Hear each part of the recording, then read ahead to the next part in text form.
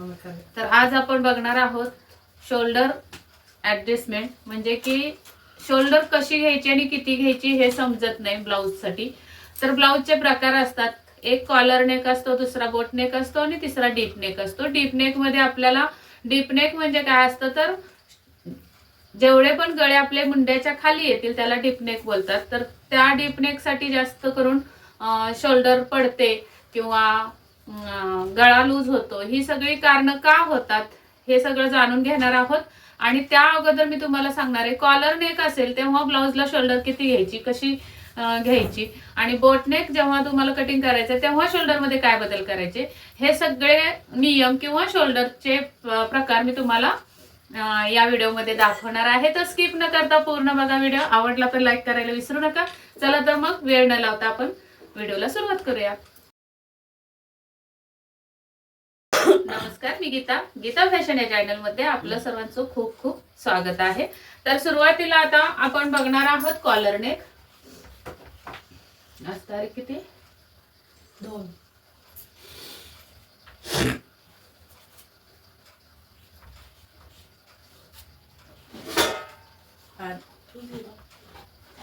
Collar neck बघणार आहोत आपण. नंतर बोट नेक बघणार आहोत आणि डीप नेक. तर कॉलर नेक साठी आपल्याला साधारण कॉलर नेक दाखवते मी. इथून जो आपला असा गळ्याजवळ जे असते कॉलर, आणि इथून हा गळा पुढे डीप नेक घेता येतो, पण मानेवर कॉलर असते. दुसरा आपला बोट नेक मध्ये मोडतो. तर आता इथे डिझाईन वर लक्ष देऊ नका, पण सांगायचा प्रयत्न करणार आहे मी की बोट नेक कशाला म्हणतात आणि डीप नेक कशाला म्हणतात, कॉलर नेक कशाला म्हणतात. कॉलर नेक आपला मानेवर बंद असतो, कॉलर जोडायला लागते त्याला, आणि डीप नेक असा असतो मागे पुढे डीप नेक पण असतो, किंवा एका साईडला कोणत्याही डीप नेक असतो, एका साईडला बोट नेक असतो. आणि तिसरा प्रकार येतो आपला, तर हा कॉलर नेक आहे, बोट नेक आहे आणि डीप नेक आहे. तर कॉलर नेकचं पहिलं सांगते. जर तुमची शोल्डर अंगावरचं माप घ्यायचंय, शोल्डर तुमची जेवढी आलेली आहे, उदाहरणार्थ 14 इंच शोल्डर आहे, त्याला भागिले 2 करायचे, तर येणार आहेत 7 इंच. त्यामध्ये प्लस आपल्याला अर्धा इंच करायचंय.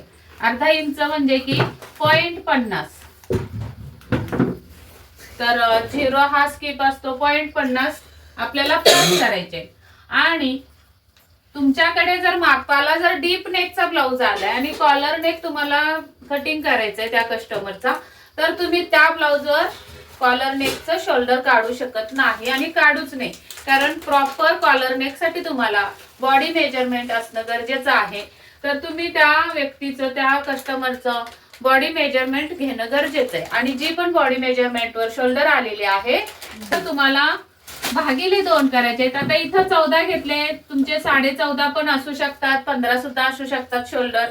तर त्याचा भागिले करून आपल्याला भागिले 2 करायचे, म्हणजे निम्मे घ्यायचे आणि प्लस अर्धा इंच करायचे, आणि मगच तुमची कॉलर नेकची फिटिंग छान येणार आहे. हे झालं कॉलर नेक साठी. आता आपण बघणार आहोत, इथे लिहून ठेवते फॉर्म्युला, 14/2. म्हणजे जर शोल्डर असेल तर शोल्डर भागिले 2 आणि प्लस 0.50 म्हणजे अर्धा इंच. हे झालं कॉलर नेक साठी. आता डीप नेक साठी काय करायचंय, तर डीप नेक साठी सुद्धा तुम्हाला शोल्डर भागिले 2.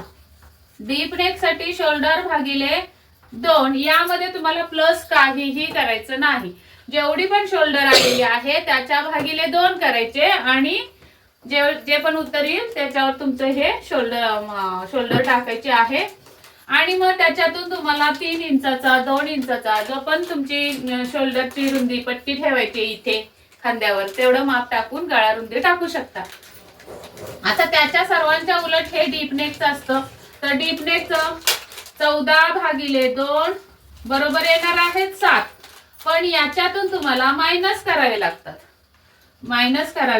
तर ते मायनस किती करायचे, कसे करायचे ते मी आता अगदी सविस्तर सांगणार आहे, तर व्हिडिओ अजिबात स्किप करू नका. स्किप केलं तर अगदी महत्वाचे पॉइंट तुमचे चुकतील. तर मला वाटतंय कॉलर नेक तर तुमच्या अगदी पाठ झाला असेल. बोटनेक साठी पण शोल्डर किती घ्यायचे हे तुम्हाला समजलं असेल. आता आपण फक्त आणि फक्त डीप नेक साठी दाखवणार आहे मी तुम्हाला कसं बघा करायचं. आता साधारण आपली ही शोल्डर आहे, इथून इथपर्यंत ही आली शोल्डर आपली. जे पण आपण 14 घेतली, 14चे निम्मे करून घेतले 7, म्हणजे इथून हे आपलं अंतर आहे 7 इंच. 7 इंच का घेतो तर आपला डबल फोल्ड असतो. बॅक साईडला पण डबल फोल्ड असतो, पुढच्या साईडला डबल फोल्ड, त्यामुळे 7 इंचाची आपण शोल्डर घ्यायचे. आता त्याच्यातून तुम्हाला मायनस करायचे. तर डीप नेक कुठून चालू होतो हा पण प्रश्न आहे. तर हा कॉलर नेक असा स्ट्रेट असतो किंवा मग अर्ध्या इंचावर असतो, हे पहिले समजून घ्या. म्हणजे अर्ध्या इंचावर गळा टाकला की कॉलर नेक बंद गळ्यासाठी हे कटिंग होतं. बोट नेक साठी तुमचा हा गळा इथून अर्धा इंच आणि 1 इंच पर्यंत आपला हा बंद गळा आणि कॉलर नेक साठी चालू शकतो. तिथून खाली आपल्याला 2 इंचाचा गळा, 3 इंचाचा गळा आणि 4 इंचाचा गळा, हा गळा आपला बोटनेक मध्ये मोडतो. 2 ते 4 हे बोटनेक मध्ये गळे मोडतात. आता उरला आपलं 5 इंच गळा आणि 6 इंच गळा. 5 इंच आणि 6 इंच गळा. हा 5 आणि 6 इंच गळ्यासाठी तुम्हाला काय करावं लागणार आहे तर या शोल्डर मधून वजा 1 इंच करावं लागणार आहे. शोल्डर मधून तुम्हाला किती करावे लागणार आहेत कमी, वजा 1 इंच, म्हणजे की 14/2 बरोबर 7 आले. तर याच्यातून तुम्हाला वजा 1 केलं तर 6 इंचाची शोल्डर तुम्हाला टाकावी लागणार आहे 5 आणि 6 इंच गळ्यासाठी. आता 7 गळा आला आणि इथून साधारण आपला 6 इंच मुंडा आहे किंवा 6.5 आहे. ही मुंड्याची उंची जी पण तुमची येणार आहे त्या ब्लाउजला त्याच्या खाली हा गळा उतरतो, 7 इंच गळा. आता समजा या ब्लाउज साठी 7 इंचच्या ब्लाउज साठी तुमचा मुंडा जर 8 वर असेल तर काही प्रॉब्लेम नाही, पण 7 इंच गळा आहे आणि मुंडा जर तुमचा 6 इंच 6.5 इंच आलेला आहे उंची, तर मुंड्याच्या खाली हा गळा आलेला आहे, त्यामुळे हा गळा डीप नेक मध्ये मोडणार आहे इथून पुढे 7 इंचाच्या पुढे. हे मला तुम्हाला सांगायचं होतं सविस्तर मध्ये. आता 6 आणि 5 आणि 6च्या गळ्यानुसार आपण इथं तर 1 इंच शोल्डर कमी केली, पण इथे सुद्धा आपल्याला छातीच्या 4थ्या भागामध्ये, इथं आपण छातीचा 4था भाग टाकत असतो, जो पण काय असेल ते. आता 36 साईज आहे समजा अप्पर चेस्ट, त्याचे 4था भाग किती येतो 9 इंच. तर त्यामध्ये तुम्हाला पाऊण इंच तरी त्यामध्ये ऍड करायचे लूजिंगचे आणि मग तुम्हाला 1.5 इंच शिलाई मार्जिन द्यायचंय. 5 आणि 6 गळ्यासाठी पाऊण इंच तुम्हाला लूजिंग द्यावं लागणार आहे, तेव्हा तुम्हाला परफेक्ट हा ब्लाउज बसणार आहे. नाही तर मग पहिल्या हुकामध्ये तुमचा ब्लाउज टाईट होण्याची शक्यता आहे. हे झालं 6 गळ्यापर्यंत तुम्हाला माहिती देऊ. आता इथून पुढे 7 इंच गळ्यापासून आपला डीप नेक चालू होतो. तर त्या डीप नेक साठी आपल्याला 7 इंच गळ्यासाठी इथून तुम्हाला पाव इंच अजून, म्हणजे की हे 1 आहे आणि हे पाव, 1.25 इंच तुम्हाला कमी करायचे. काय करायचंय 1.25 इंच. आता 14/2 तर 7 आले, त्यातून तुम्हाला वजा करायचंय 1.25 आणि जे पण उत्तर येणार आहे तुमचं तेवढी ही शोल्डर असणार आहे. आता 7 इंच गळ्यासाठी शोल्डर तर ऍडजस्ट केली, पण या भागामध्ये सुद्धा 4थ्या भागामध्ये तुम्हाला पाऊनच्या ऐवजी अर्धा इंच लूजिंग द्यायचं आणि मग 1.5 इंच शिलाई मार्जिन द्यायचं.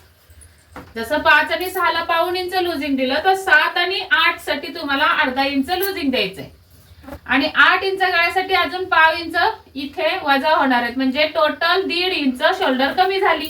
8 इंच गळ्यासाठी शोल्डर 1.5 इंच कमी झाली आणि इथे अर्धा इंच लूजिंग ऍड केलं आपण. आता हेच आपलं 9 इंचाचा गळा आहे. जेव्हा तुमचा 9 इंचाचा गळा आहे तेव्हा तुम्हाला काय करायचंय, इथे समजा 9 इंचाचा गळा आहे, अजून पाव इंच कमी झाले, म्हणजे टोटल 7 मधून आपले 1.25 कमी झाले. 7 मधून 1.25 1.75 वजा करायचे. जे पण उत्तर येणार आहे ते तुमचे असणार आहे शोल्डर.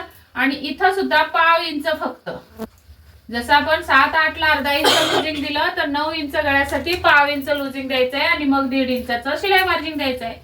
10 इंच गळ्यासाठी काय करायचंय, अजून पाव इंच इथून कमी होणार आहे, पण हे सुद्धा इथलं कमी होणार आहे. टोटल आपली छातीचा चौथा भाग जो आहे त्याच्या पुढे डायरेक्ट शिलाई मार्जिन, म्हणजे इथं लुजिंग द्यायचं नाहीये 10 इंच गळ्यासाठी.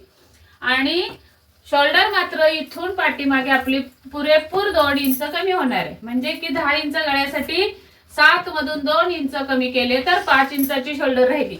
तर 10 इंच गळ्यापर्यंत साधारण मी तुम्हाला आज दाखवलेलं आहे शोल्डर कशी ऍडजस्ट करायची.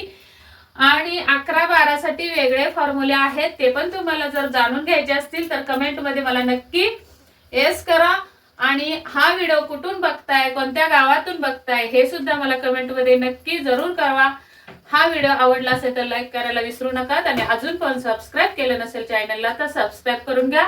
भेटूयात पुढच्या व्हिडिओ मध्ये. तोपर्यंत स्वस्त राहा, मस्त राहा, काळजी घ्या. Bye bye.